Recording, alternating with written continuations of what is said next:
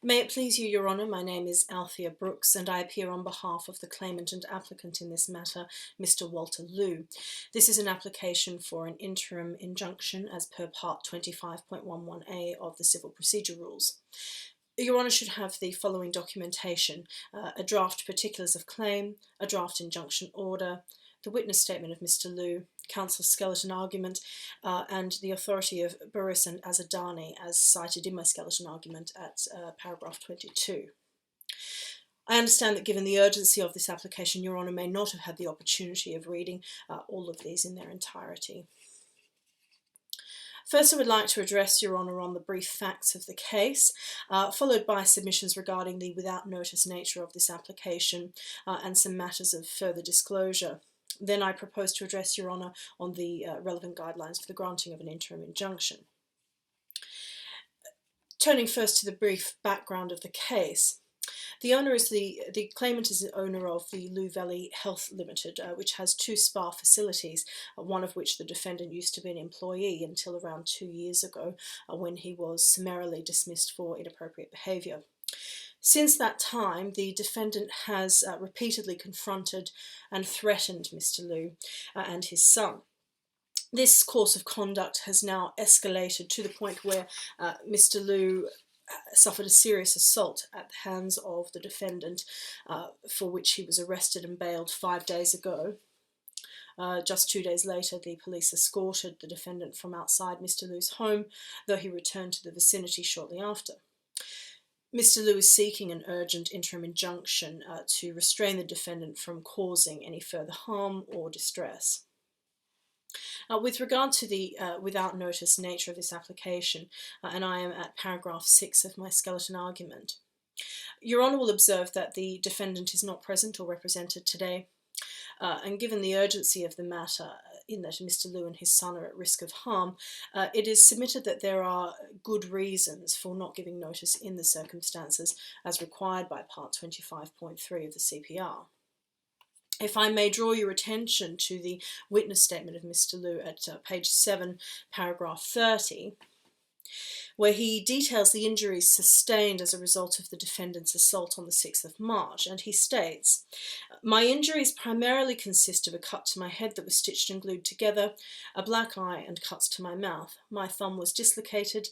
I have various bruises on my body and bruises on my legs and knees." Now, while the defendant was arrested the following day, he was released on unconditional bail, which leaves Mr Liu and his son at further risk of fear and harm. At paragraph 38 of that same witness statement, Mr Liu explains the basis of these fears, where he says, "I have heard from people who frequent the Weatherspoons that Mr Mageddon has been saying to everyone that he intends to teach me a lesson once and for all, and that he is going to do this to me the moment he sees me."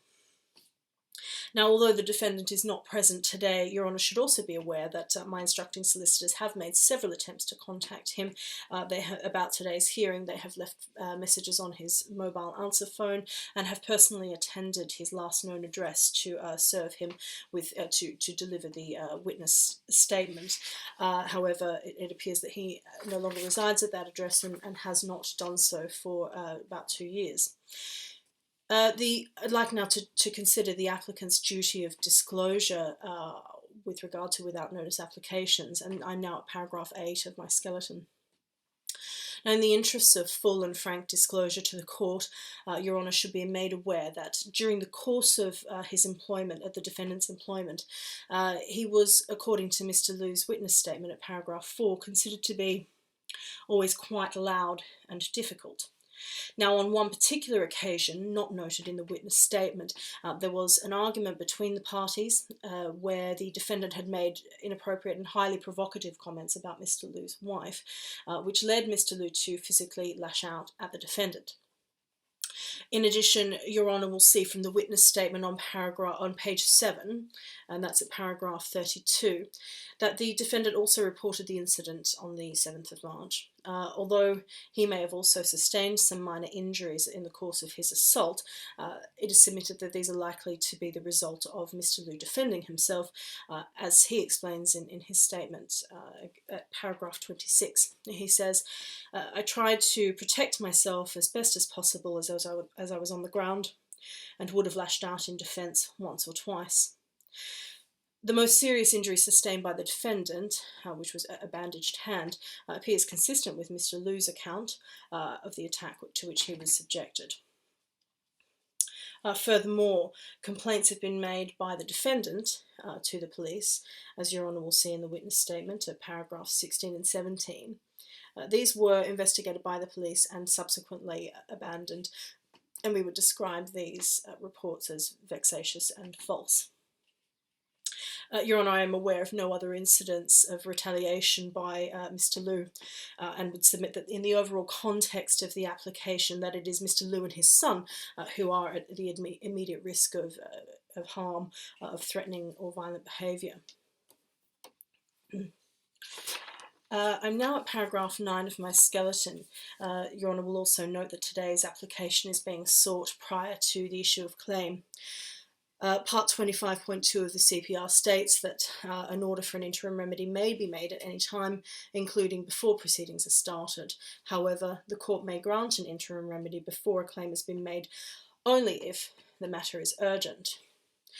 Your Honour, I have already addressed the question of urgency, and the claimant is aware of the additional duties on an applicant in these circumstances, according to the practice direction 4 in Part 25. And the claimant warrants that the claim form and the particulars of claim, of which you can see a draft, will be issued immediately. And should the injunction be granted today, that the claimant will undertake to pay any damages sustained by the defendant and will endeavour to serve an application and any of the evidence on the defendant as soon as practicable. Your Honour, I'd now like to move to the test for granting an interim injunction. The jurisdiction of the court lies in Part 25.11 of the CPR, and the guiding principles to be applied were established by American Cyanamid and Ethicon, which Your Honour may refer to in Volume 2 of the White Book. That's section 15.7 and page 3289. The first limb of the test is whether or not there is a serious question to be tried. Your Honour, I'm now at paragraph 14 of my skeleton argument. First of all, there is a genuine cause of action under the Protection from Harassment Act of 1997. If I may draw your attention to the draft particulars of claim on pages 1 to 3, where Your Honour will see detailed a prolonged course of conduct by the defendant, in fact in excess of 9 separate incidents since 2014. The harassment complained of is sufficient to sustain criminal liability and includes the use of aggressive language, threats of violence, other intimidating behaviour such as staring and following Mr. Liu home in his car, threats to kill, not just Mr. Liu but his son, serious assault on Mr. Liu, and other stalking behaviour. The threats to Mr. Liu's son have involved 3 separate incidents, and therefore making them a course of conduct and bringing them within the provisions of Section 1 of the Act as well, where the defendant is harassing not just 1 but 2 people in this case, hence why Peter Liu is also named in the injunction, in the draft injunction. Your Honour, this first stage of the test is a low threshold to overcome, and therefore the court need not be satisfied that the defendant's acts are in violation of the claimant's rights, although it is submitted that in fact they are, and that there is sufficient evidence to demonstrate this, not least the fact that the police have been involved on a number of occasions.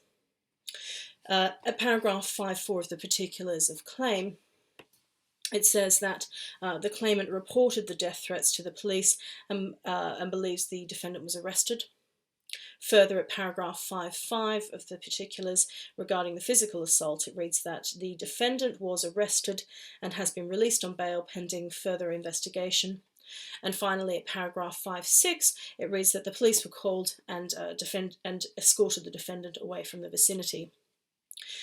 Your Honour, the claimant has every intention of pursuing the matter to trial, and as you will see from page 3 of the particulars in the prayer, the claimant is seeking a perpetual injunction. It cannot be said here that the claimant's pursuit of this matter is either frivolous nor vexatious. It contains matters of personal safety, as well as the risk to Mr. Liu's business interests as well. Your Honour will see in Mr. Liu's witness statement at page 8, paragraph 36, that the defendant has been seen outside one of Mr. Liu's health spas, where he was allegedly seen a few days previously speaking animatedly to members of the club outside the gates. Now, on the basis of all this evidence, it is submitted that there is indeed a serious question to be tried. Moving to the second limb of the test, whether damages would be an adequate remedy, I'm now at paragraph 18 of my skeleton. Considering first the adequacy of damages to the claimant should today's application be unsuccessful, it is submitted that damages alone would not be an adequate remedy. The effects of the ongoing harassment have caused Mr. Liu considerable anxiety, fear and distress, which are difficult to quantify in monetary terms. Damages alone would not prevent the defendant from continuing his campaign of intimidation and of violence. Now, even if damages were an adequate remedy, there is some uncertainty about the defendant's financial position. We're unaware of whether he is indeed in any employment at the moment, or in fact where he resides. With regard to the adequacy of damages to the defendant, the claimant is willing to provide the usual undertaking. Mr. Liu and his wife also run a successful advisory business from home, and they're willing to for the company to make an undertaking on his behalf. And Your Honour, assigned authority by both directors has been made available to my instructing solicitors should the court wish to see this. And moving to the third limb of the test now, the balance of convenience. I'm at paragraph 21 of my skeleton. The present case is one where the balance to be struck is a weightier matter. It's not just about convenience here, it is about the risk of an injustice. Your Honour, if I could take you to the second volume of the White Book, again at section 1512, and this is page 3293. Your Honour, about halfway down the first paragraph it reads, in some cases it has been said that the balance to be struck is more fundamental, more weighty than mere convenience, and is better described as the balance of the risk of doing an injustice, raising the question which course carries the lower risk of injustice. Your Honour, the course that carries the lower risk of injustice in this case would be to grant the injunction. It is not only the business interests of Mr. Liu that are at stake, but also the physical and mental health of Mr. Liu and his son. Now, if an injunction were not granted today, they would both be at risk of further harm. And in the witness statement, in further support of this at paragraph 16, Mr. Liu says, the policeman said Mageddon was very well known to the police and had a string of cautions and convictions for offences involving violence and the threat of violence.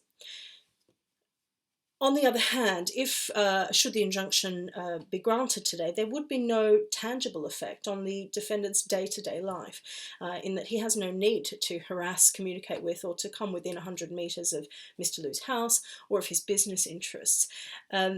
The exclusion zone that's been suggested in the draft injunction is one that may be judged necessary to prevent Mr. Liu's legitimate interest. And the court does have the jurisdiction to grant this since the case of Burris and Azadani, and that's cited in my skeleton argument at paragraph 22.